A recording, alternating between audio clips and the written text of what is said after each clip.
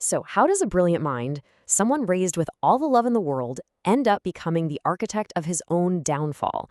Today, we're going to get into the psychological origin story of Victor Frankenstein. We're going to trace those little steps and those fateful choices that put him on the path to creating a monster and, well, kind of becoming one himself. Okay, let's dive right in. And we're starting with Victor's own words, looking back on his life from the very bitter end. He sees his ruin not as one big mistake, but as a series of insensible steps. I mean, these were choices that were so small they were almost unnoticeable at the time. But they slowly, and as he sees it, inevitably led to complete and utter disaster. This entire story is told through a lens of deep, deep regret. And right here, this is the huge paradox that kicks off the whole story. How in the world do you get from this statement, a claim of a literally perfect childhood, to the tale of misery we just heard about? The difference is just, it's jarring. And the answer, as we're going to see, is in the tiny little cracks hiding just beneath that perfect surface. So yeah, let's talk about that perfect facade. By all accounts, Victor's childhood was a dream.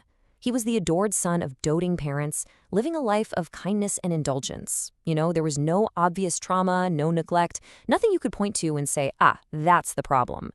The cracks, as we're about to find out, were a lot more subtle than that. Now, a huge figure in this perfect little world was Elizabeth Lavenza. She was literally presented to him as a pretty present.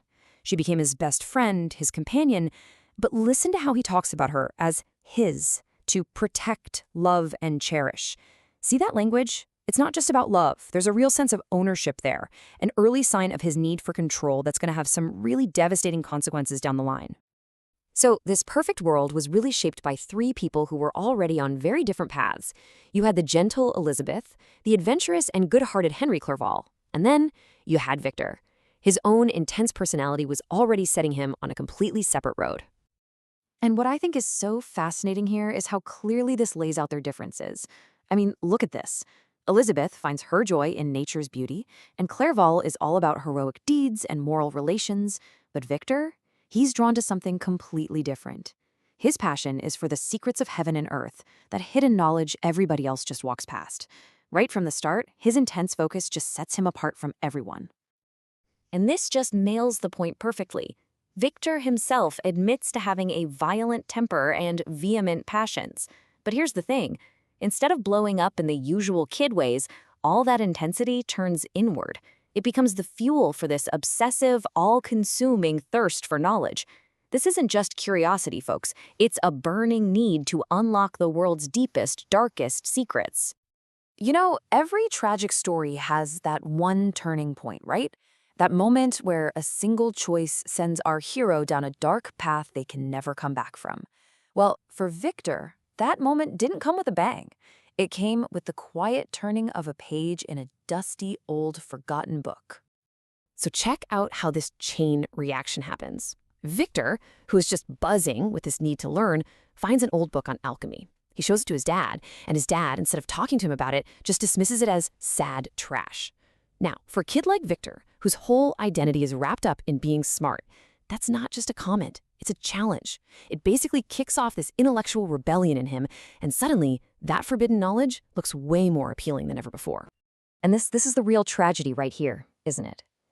Victor himself looks back and says, if my dad had just taken a second to explain why the book was outdated, that modern science had moved on, he would have just tossed it. A simple 2-minute conversation could have put out that spark. But instead, that casual dismissal just fanned it into a full-blown fire. So a couple of years go by, Victor's now 15, and it's like nature itself decides to step in.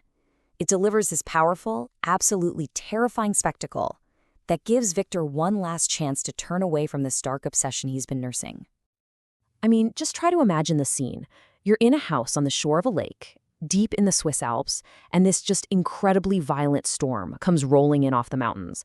This isn't just some bad weather. For Victor, this becomes a moment of sheer terror and, honestly, revelation. He watches a bolt of lightning hit a huge, magnificent old oak tree and just completely vaporize it in one instant.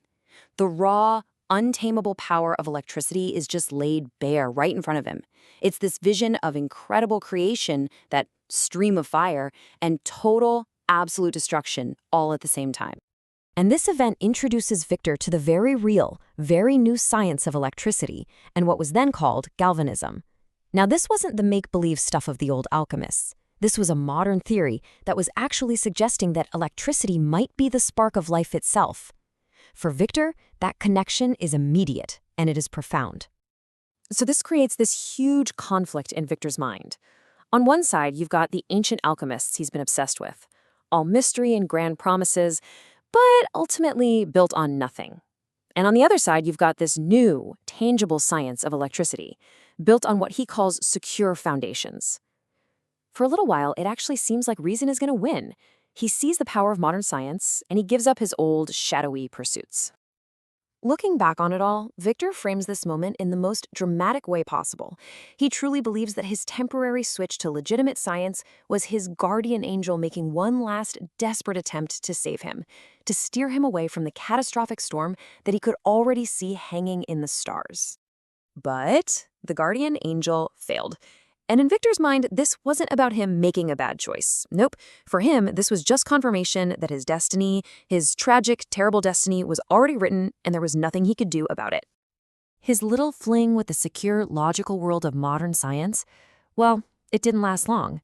The pull of the forbidden, the temptation of unlocking the ultimate secret of life itself, it was just too strong. The memory of the alchemists and their huge, world-changing ambitions just reeled him right back in, and that set the stage for everything that would happen at the university. Which, of course, brings us to the core question of this entire book. Was Victor just a victim of some inescapable destiny, like he so fiercely believed? Or was he the product of his own intense personality, his intellectual pride, and a series of very human choices, starting with his own father's careless, dismissive words? We'll leave you with Victor's own chilling conclusion. For him, there was no other path. He believed he was just a pawn in the hands of a cruel, powerful destiny, whose unchangeable laws had sentenced him to destruction long before he ever picked up a book or saw a lightning strike. A tragic hero, doomed from the start, or the architect of his own misery? Well, that's for you to decide.